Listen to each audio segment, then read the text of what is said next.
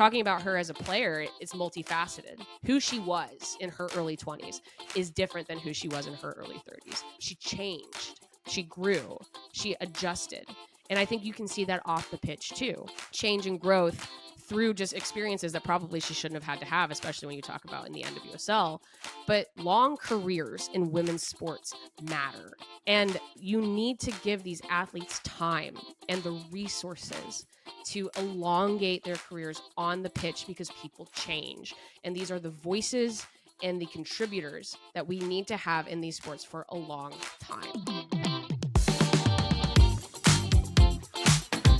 Hello, everybody, and welcome to a special YouTube edition of The Late Sub. Now, we only call ourselves into the principal's office. We only pull ourselves onto the mic for these editions if there's some big news dropping, and we thought today was appropriate. It is Thursday, September 5th.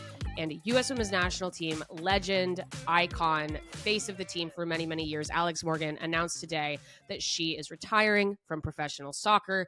It is pretty much immediate. Her final match will be September 8th, which is this upcoming weekend. She contextualizes this in her announcement. She is pregnant with her second child, which is obviously wonderful, wonderful news, but will affect her availability for the rest of the season. So I actually really appreciate Morgan making this announcement, letting people know, because she's not going to be able to be on the pitch for the rest of the year, so that people can have that nice moment of talking about the impact that she had on the game, both on and off the pitch. I would hope that maybe she will get some sort of a memorialization or send-off game for the U.S. Women's National Team later this year. I really like the new format where they do that, where you don't necessarily have to play in that game to be recognized. I'd have to think if Morgan herself is interested in that, the U.S. Women's National Team will certainly extend that hand. We're going to just start maybe talking about Alex Morgan on the field and what she meant to the team competitively during one of the most successful, if not the most successful era of the team's existence, especially for the U.S. She also has really a secretly impressive NWSL record to her name. She's an NWSL champion. She is an NWSL Golden Boot winner. She's an NWSL Shield winner. She did win the Challenge Cup, the one-off Challenge Cup this year with San Diego as well. But yeah, just kind of trying to encapsulate, this is going to be a little bit more freeform, more just kind of my emotions to it, of who Alex Morgan was to the U.S. Women's National Team, who she was to the NWSL, what she meant for the team on the pitch, and also what she meant for the team off of it.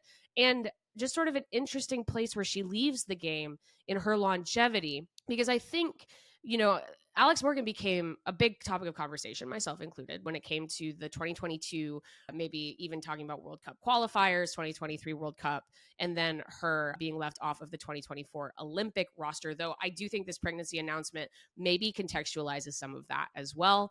And just the benefits perhaps of being so consistent and having such high moments later in her career that kept her in that conversation even as she got a little bit older as a central forward, which is a very, very difficult position to grow into. So we're going to talk about that too, because she changed the way that she played significantly later in her career to remain incredibly effective. So just to run down some of the on-the-field accolades, everyone who's watching this might already know, but she's a two-time World Cup champion. She won the World Cup in 2015 and 2019. She's part of that U20 World Cup win with like Alyssa Nair and Sydney Leroux, the last time the United States won the U20 World Cup, which was maybe a sign as to what the future was going to be for the team for the next 10 to 15 years. She was 2012 U.S. Soccer Female Athlete of the Year. Her big breakout year was in 2012. She first played for the U.S. Women's National Team in 2010. She was maybe one of the last sort of young players brought onto that 2011 roster World Cup where they got second. And then 2012 was her big tournament in the Olympics. Olympic gold medalist in 2012, Female Athlete of the Year for U.S. Soccer. She scores the iconic last gasp, last second goal in that semifinal against Canada in the Olympics, 120th minute. People always remember. She is a 2013 NWSL champion. She wins the NWSL in the first year of the league's existence with the Portland Thorns. She spends some time in Europe. She wins the Champions League with Lyon in 2017, as well as the French League in 2017. And then she wins the 2022 NWSL Golden Boot, which that to me is one of the most impressive accolades of Alex Morgan's career, if you can even believe it. To come back from pregnancy after having her first child, Charlie, to win the Golden Boot in 2022, just really, really impressive. 2023 NWSL Shield winner with the San Diego Wave. And then she returns to the U.S. to lead them to the inaugural CONCACAF W Gold Cup win in 2024, just this year, which, as everyone might recall, was really kind of the catalyst for that Olympic run in 2024.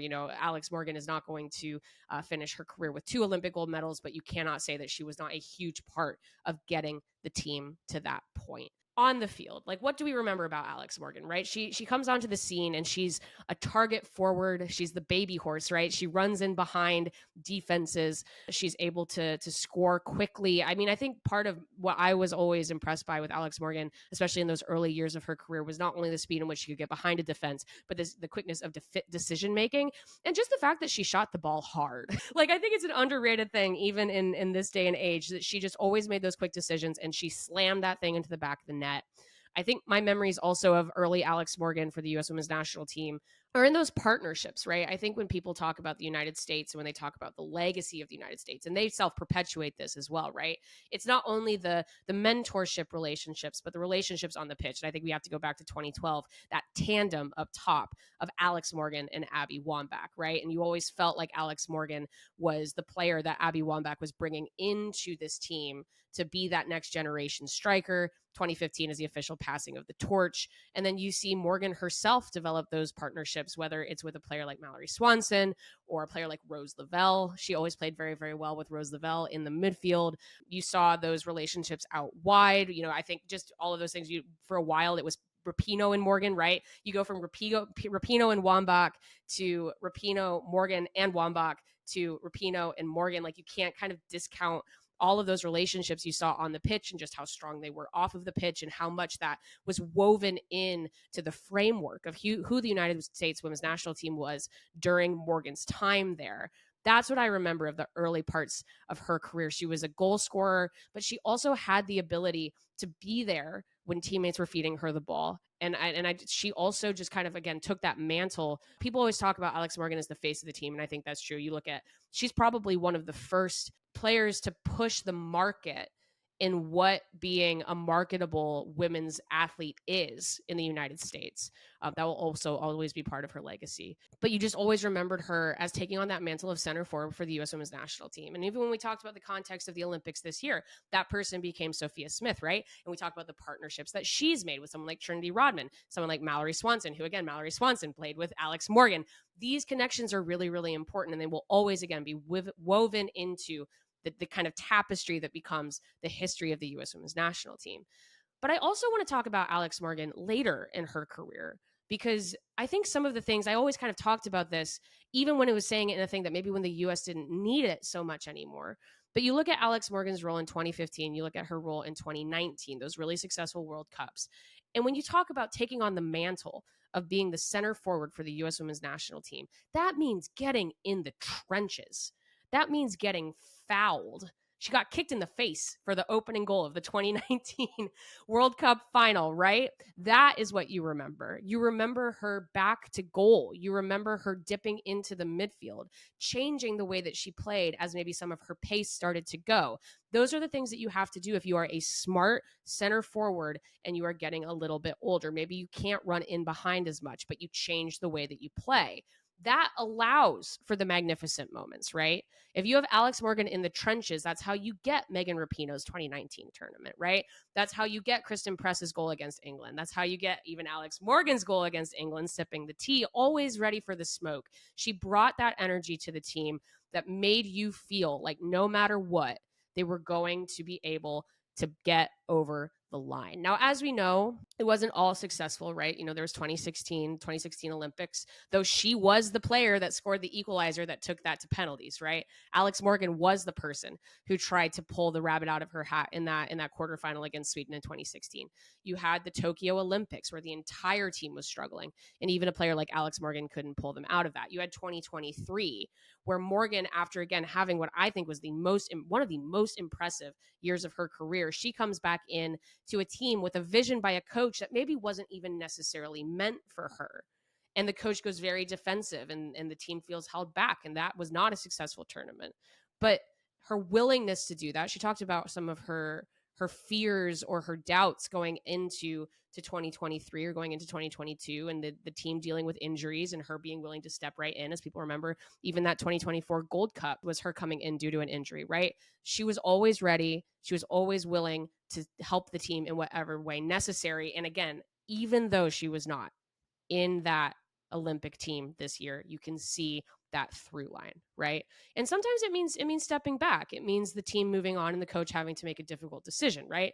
So just all impressive on the pitch. I think she also had a very interesting NWSL career. She was clearly very integral to that 2013 Thorns team. She plays with the Thorns through 2015. We later find out that 2015 year for Portland was very, very dysfunctional, to say the least, behind the scenes. She moves to the Orlando Pride in 2016. That is an experiment that, as you can see now, has kind of been refreshed. The Pride are fantastic this year, but those years with Alex Morgan, with Marta, with Ashlyn Harris, with Ali Krieger, a little bit of a struggle for Orlando.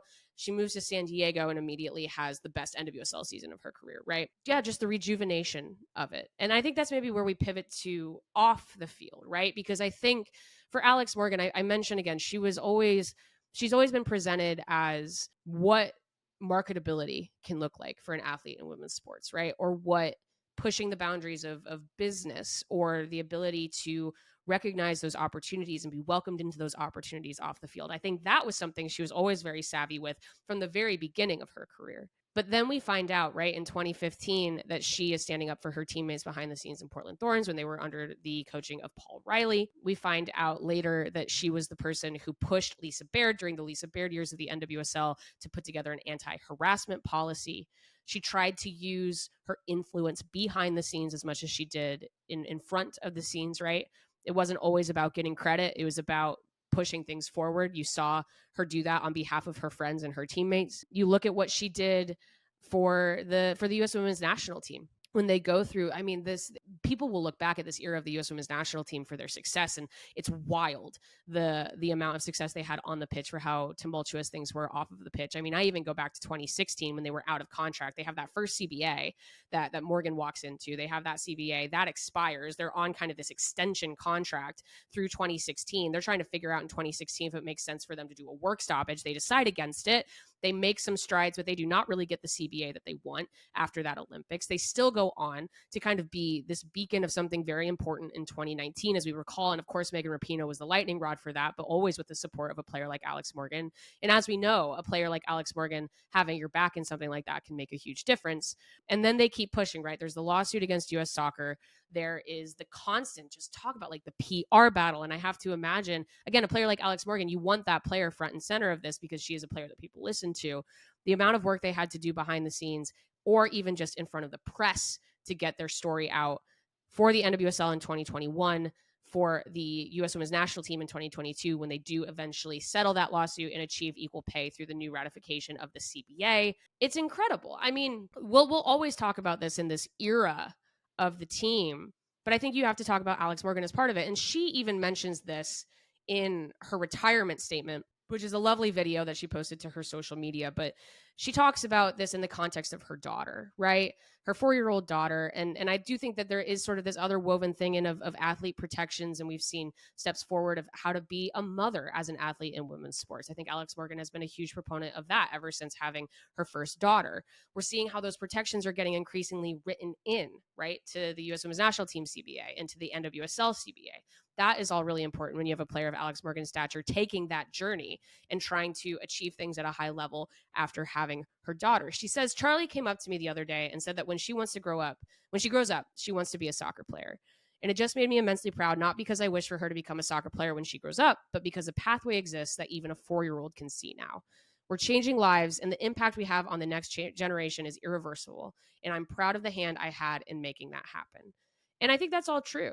And I think that it's also not, again, like I said, the context of her being pregnant with her second child and needing to step away. I was reminded of Serena Williams' statement when she also stepped away from tennis. Was also a conversation of how can you be an elite athlete and be a mother? How can you spend the time you want to spend with your kids? How can you put your body through that and return to elite athletics? It makes me think of Morgan's friend, Sydney Leroux, who right now is still playing at a very high level in the NWSL with 2 kids.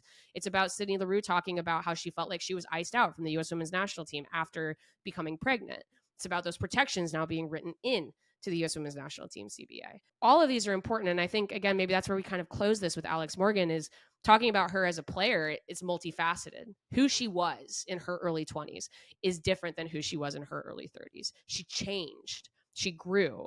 she adjusted. And I think you can see that off the pitch too. Change and growth through just experiences that probably she shouldn't have had to have, especially when you talk about in the NWSL. But that is also the benefit. And I'm going to close with this. And I talked about this with our Olympics coverage. And I just think it's so important. Long careers in women's sports matter. And you need to give these athletes time and the resources to elongate their careers on the pitch because people change. And these are the voices and the contributors that we need to have in these sports for a long time. I also want to say, I just think very gracefully, I thought it was really interesting. I thought the conversation around Alex Morgan in the later couple years of her career were just very interesting sportingly, right? There was always the argument for and the argument against talking about her role on the U.S. women's national team. I think that stuff can be a lot of strain on a player, but it maybe is a good marker too of just how maybe the conversation around the team has evolved and sets them up for future success in this new modern era of women's football. So I have to say, longtime fan, before I ever started doing any of this, longtime fan of the U.S. women's national team with Alex Morgan on it. And I think she's probably not going anywhere. She has, like I said, she's very, very savvy off the field. She has a lot of other things going on, but very interesting to see these players step away who were part of that instrumental push. I think maybe another player that we're maybe waiting for an announcement on would be someone like Becky Sauerbrunn, but it's all always personal too. Not everybody always wants to make the big announcement. Sometimes they just want to keep playing.